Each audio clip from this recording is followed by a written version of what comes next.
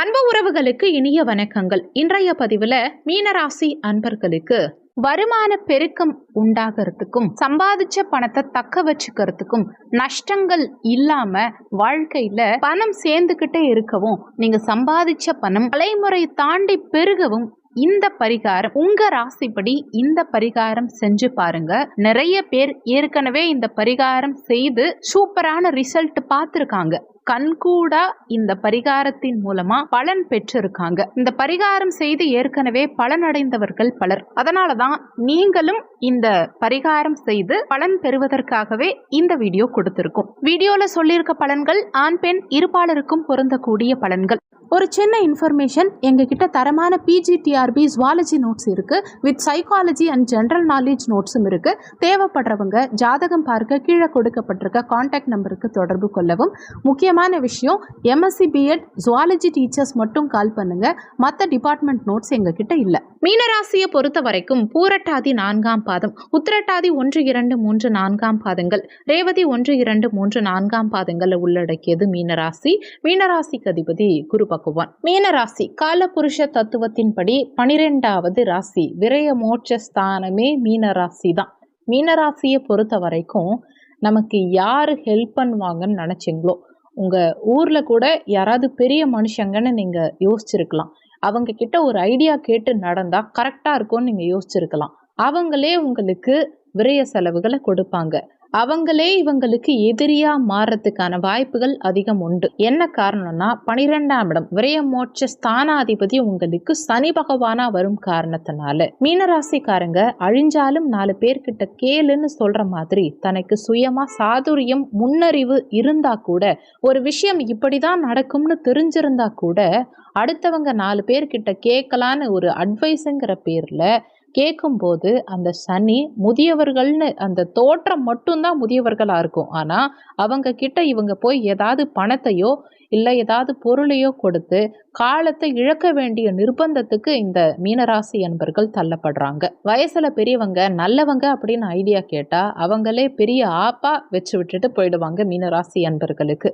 அடுத்து லாபாதிபதினு சொல்லக்கூடியது மீனராசி அன்பர்களுக்கு சேம் சனி பகவான் தான். விரையாதிபதியும் அவரே தான். நீங்க ஒரு செயல் செய்றீங்க, இல்ல ஒரு இடம் வாங்கி போட்டீங்க, அது பன்மடங்கு பெருகிடுச்சு, லாபம். உழைப்ப கொடுத்தீங்க, ஊதியம் கிடைச்சது, அதை விட பெரிய ஒரு ப்ரமோஷன் கிடைச்சது, போனஸ் கிடைச்சது, லாபம். ஒரு சின்ன நிகழ்வு, நீங்க பாட்டுக்கு சும்மா இருந்தீங்க, உங்க திறமைக்கு மதிப்பு கொடுக்குற மாதிரி ஒருத்தவங்க வந்தாங்க, உங்களுக்கு சரியான அங்கீகாரம் கொடுத்தாரு, நீங்க பெரிய புகழ் வெளிச்சத்துக்கு வந்தீங்க, அது லாபம். நீங்க ரொம்ப கஷ்டப்பட்டு சம்பாதிச்சு ஒரு 2 கிராம் தங்கம் வாங்குனீங்க, ஆனா இந்த வருஷம் விலை ஏறிடுச்சுன்னா லாபம்.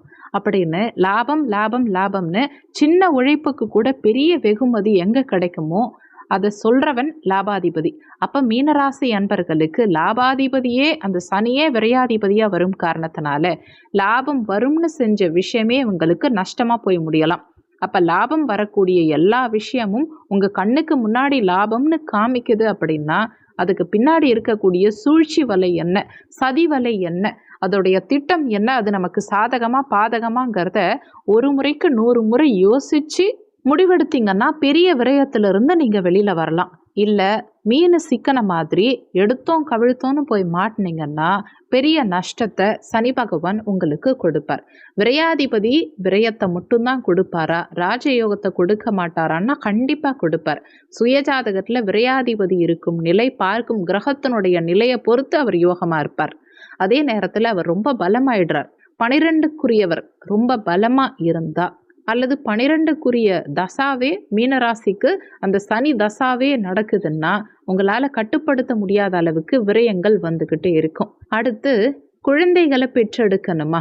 குருனா புத்திர காரகன். குழந்தைய பெத்தெடுக்கிறதுக்கே பல மாதங்களோ பல வருடங்களோ காத்திருக்க வேண்டிய சூழ்நிலை இருந்து அல்லது குழந்தைய செயற்கை கருத்தரிப்பு மூலமா பெத்துக்க வேண்டிய ஒரு நிர்பந்தம் ஏற்பட்டிருக்கும் ஒரு சிலருக்கு. ஏன்னா புத்திரக்காரகன் குருவா இருக்கிறதுனால. அல்லது குழந்தைகளெல்லாம் இருக்கு, அந்த செல்வத்தை இறைவன் கொடுத்துட்டான், ஆனா எவ்வளவு செலவு பண்ணாலும் என் பிள்ளை நல்லா படிக்க மாட்டேங்குது. இல்ல ஒரு சிலருக்கு என் பிள்ளை நல்லா தான் படிக்குது, ஆனா அதுக்கான அங்கீகாரம் ப்ராப்பரா கிடைக்க மாட்டேங்குது.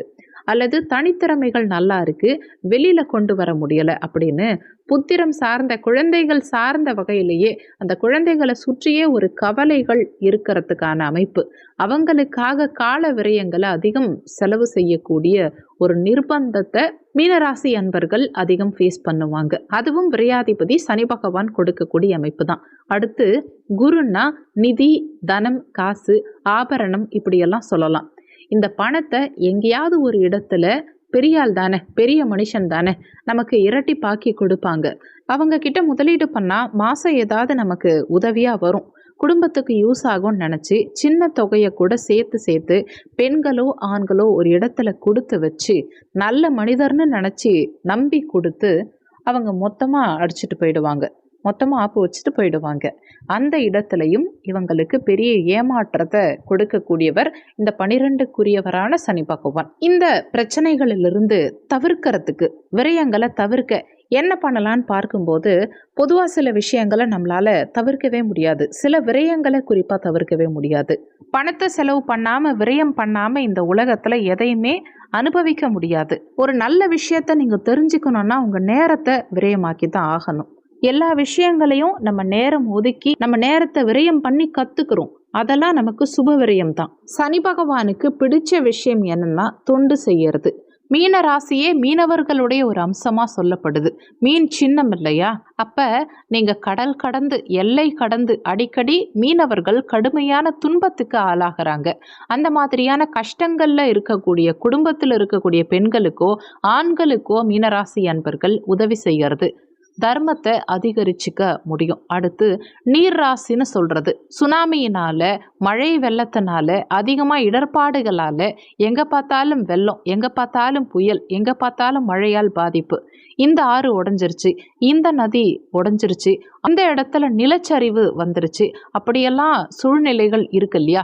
இந்த மாதிரி சூழ்நிலையில் இருக்கவங்களுக்கு உங்களால் முடிஞ்ச உடை தானம், உணவு தானம், தன்னால் முடிஞ்சதை இவங்க அனுப்பி வைக்கும் போது, ஏன்னா மீனராசி குரு பகவானுடைய அம்சம், இரட்டை சுபாவம் கொண்ட அம்சம், 12க்கு அதிபதி சனி பகவானா வரும் காரணத்தினால சின்ன தொண்டுகள் கூட உங்களுக்கு புண்ணியமா மாறி பெரிய ஆபத்துகளிலிருந்து உங்களை காப்பாற்றக்கூடிய வகையில நிச்சயமா இருக்கும். அடுத்து மீனராசிக்கு ஒரு சூட்சமமான பரிகாரம், முன்னோர்கள் எல்லாம் இதை கடைபிடிச்சாங்க. என்னன்னா, வீட்டுக்கு எப்படியும் வயதானவர்கள், முக்கியமா அன்னைக்கு தாத்தா பாட்டின்னு இருந்துட்டே இருப்பாங்க, ஆனால் இன்னைக்கு தனி கொடுத்தனம், முதியோர் இல்லம், இப்படி சில சூழ்நிலைகள்லாம் தனிச்சு இருக்கிற மாதிரி நிலையை கொடுக்குது. உங்கள் வீட்டில் வயதானவர்கள் இருந்தாலும் சரி, தாய் தந்தை இருந்தாலும் சரி, சனி பகவானுடைய ஆதிக்கம்ங்கிறதே அந்த வயதானவர்களுக்கு கால் வலி இருக்கு, உடம்பு முடியலைன்னா அந்த காலை கொஞ்சம் உங்களால் முடிஞ்ச வரைக்கும் அழுத்தி விடலாம், காலை பிடிச்சு விடலாம். வயதானவர்களுக்கு அவங்க பக்கத்தில் இருந்து பேசுங்க, இது சனி பகவானுக்கு பிடிக்கும். இந்த உதவியை நீங்கள் செய்யும்போது அவங்க வயதானவர்களுடைய பாதத்தை மீனராசி அன்பர்கள் தொட்டு அவங்களுக்கு சேவைகள் செய்யணும். அவங்களுடைய மன மகிழ்ச்சி, அவங்க கையே நொந்து போயிருக்கும், அவங்க கையில் பலம் இல்லை, அவங்க உடம்புல பலம் இல்லை, உழைத்து ஓடா தேஞ்சுதான் முதியவரான நிலைக்கு அவங்க வந்திருக்காங்க. நாமளும் ஒரு ஸ்டேஜ்ல அந்த மாதிரி ஒரு நிலைக்கு வருவோம். அதை சிந்திச்சு அவங்க பாதத்தை பிடிக்கிறது, கால்களை பிடிச்சு விடுறது, கைகளை பிடிச்சு விடுறது, இதெல்லாம் மீனராசிக்கு புண்ணியமா மாறி பெரிய பொருளாதார விரயத்திலிருந்து உங்களை நிச்சயம் காக்கும். நீங்க எந்த வழிபாடு பண்ணலாம் அப்படின்னா, எல்லா ஊர்லயும் கோவில் இருக்கும், எல்லா ஊர்கள்லயும் நவக்கிரகங்கள் குறிப்பா இருப்பாங்க. வெளிநாடுகள்ல இருக்கவங்க கூட மானசீகமா ஓம் ஆதித்யாய சோமாய மங்களாய புதாயச குரு சுக்ர சனிப்பெற்ற ராகவே கேதவே நமோ நமக அப்படிங்கிற இந்த நவக்கிரக துதி இதை மனதார சொல்லுங்க. அதே மாதிரி கோளறு பதிகம் இருக்கு இல்லையா, அதையும் ஒவ்வொரு மீனராசி அன்பர்கள் ஒவ்வொருவரும் கண்டிப்பா கோளறு பதிகத்தை வீட்டில் வச்சிருக்கணும். கோளறு பதிகம் தினமும் கேட்கணும். உங்க வாயால பாடுனீங்கன்னா இன்னுமே விசேஷம். நல்லெண்ணெய் தீபம், நெய் தீபம் வீட்டில் ஏத்திட்டு வரணும். ஒரு விளக்கு நல்லெண்ணெய் தீபம், ஒரு விளக்குல நெய் தீபம் ஏத்துங்க. உங்க குலதெய்வத்தை நினைச்சு, பரிகார தெய்வங்களை நினைச்சு கண்டிப்பா தீபம் ஏற்றி வைங்க. அதே மாதிரி மீனராசி அன்பர்கள் உங்க குலதெய்வ கோவிலுக்கு போனீங்கன்னா ராஜகனின்னு சொல்லக்கூடிய எலுமிச்சை பழத்தை கொடுப்பாங்க. அந்த எலுமிச்சை பழத்தை எடுத்துட்டு வந்து உங்க பூஜை அறையில வச்சு வழிபாடு பண்ணுங்க. இது உங்களுக்கு பெரிய விரய செலவுகளிலிருந்து காக்கும். அடுத்து குலதெய்வத்தினுடைய நினைப்பு உங்களுக்கு எப்பவுமே மனசுல இருக்கணும். தினசரி குலதெய்வத்தை நினைச்சு வீட்டுல தீபம் ஏத்தணும். சிலருக்கு வீட்டுல குலதெய்வத்தினுடைய படத்தை வைக்கலாம். சிலர் குலதெய்வத்தினுடைய நினைவா ஒரு ஆணி மட்டும் வச்சிருப்பாங்க, அல்லது குலதெய்வ பிரசாதத்தை ஒரு இடத்துல வச்சிருப்பாங்க, அல்லது ஒரு சிலர் நாங்க பெட்டி வச்சு சாமி கும்பிடுவோம்னு சொல்லுவாங்க. அந்த மாதிரி குலதெய்வத்தினுடைய நினைவா ஏதாவது ஒரு பொருள் கண்டிப்பா வீட்டுல இருக்கணும். மீனம்ங்கிறது நீர் ராசி அமைப்புங்கிறதுனால ஏதாவது ஒரு கோவில் தீர்த்தம் இவங்க வீட்டுல அவசியம் இருக்கணும். கோமுக தீர்த்தம்னு சொல்லுவாங்க. சுவாமிக்கு அபிஷேகம் பண்ணி வரக்கூடிய அந்த தீர்த்தத்தை சிறிதளவு இவங்க எடுத்து தலையில தெளிச்சுக்கிட்டு கோவில் பிரசாதத்தை வீட்டுல தவறாம வைக்கணும். இது மீனராசி என்பர்களுக்கு முன்னேற்றத்தை கொடுக்கும். இது பாகம் 1. வரும் வருமானத்தை தக்க வச்சுக்கிறதுக்கும் அதே சமயத்துல விரயங்களை தவிர்க்கிறதுக்கும் இந்த வீடியோல வழிமுறைகள் பார்த்திருக்கோம். முதல்ல அதுக்கு பணம் வரணும் இல்லையா? பணம் வந்தாதானே விரயமாகறதுக்கு. பணம் வரத்துக்கு வழிமுறைகள் வேணும் இல்லையா?